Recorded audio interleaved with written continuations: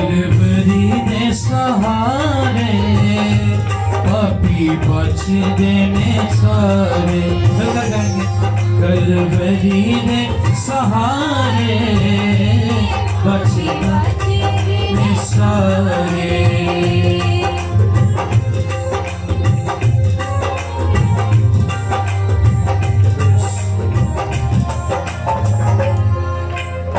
सूली तू चढ़िया दुख दादा है चढ़िया उठे सूली तू चढ़िया दुख दादा है चढ़िया फुल सादा उभरिया Hallelujah, praise the Lord. Baba Kabad, full सादा उभरिया देखे खून प्यारे सहारे पापी बच देने सारे। अब मैं आपकी पुरजोर तालियों में तीसरे कलमे के लिए स्नेहा मैंगलू को दावत दूंगी।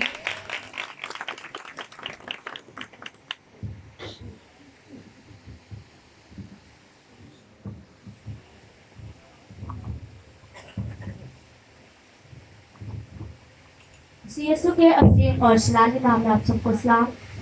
खुदा आप सबको बरकत दे और आप सबको महफूज रखे। ये कलमा मोहब्बत का कलमा है। आए मेरे साथ कलाम मुकद्दस में से निकाले यहूदा की अंजील 19 बाब 25 आयत से लेकर 27 आयत तक। और यीशु की सलीब के पास उसकी माँ और उसकी माँ की बहन मरियम, कुलपास की बीवी और मरियम मगदलीनी खड़ी थी। यीशु ने अपनी माँ और उसके शागिर्द को जिससे मोहब्बत रखता था पास खड़े देखकर माँ से कहा कि आए औरत, देख तेरा बेटा ये है। फिर शागिर्द से कहा, देख तेरी माँ ये है। और उसी वक्त से वो शागिर्द उसे अपने घर ले गया। यीशु मसीह की सलीबी मौत के वक्त वहाँ कौन कौन मौजूद था? यीशु मसीह की सलीबी मौत के वक्त 4 औरतें और 1 मर्द मौजूद था। पहला, यीशु मसीह की माँ सलोमी मरियम की बहन, मरियम कुलपास की बीवी, मरियम मगदलीनी, यूहन्ना जिसको मोहब्बत का रसूल भी कहा जाता था। सब शागिर्द यीशु को छोड़कर जा चुके थे। उन चारों औरतों और मर्द मौजूदगी यीशु से मोहब्बत और मर्द की अलामत ये है। उस तरह शख्स के साथ खड़े होना जिसको मुजरिम साबित कर दिया गया हो। हिम्मत और मोहब्बत का सबूत ये है। और कामिल मोहब्बत खौफ को दूर कर देती है। यूसुफ यीशु के भाई कहाँ थे? यूसुफ उस वक्त शायद वफात पा चुके थे और मरियम अब बेवा थी। यीशु के भाई उस लिए वहाँ मौजूद ना थे क्योंकि यहूदा 5 बाब 7 आयत के मुताबिक यीशु के भाई उस पर ईमान ना लाए थे।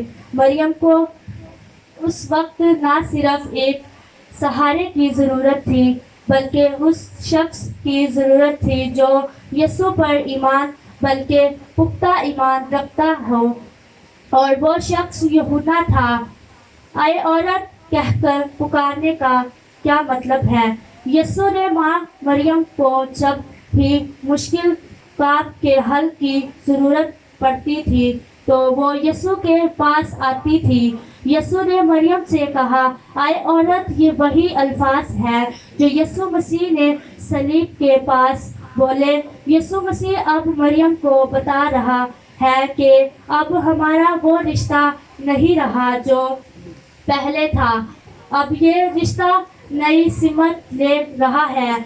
मरियम माँ की ताल्लुक है। यीशु की जिम्मेदारी अब मुकम्मल होती है। अब वो अपने आसमानी बाप के मिशन को पूरा करने के लिए मुकम्मल तौर पर तैयार है। यहूदा को ये जिम्मेदारी क्यों सौंपी गई?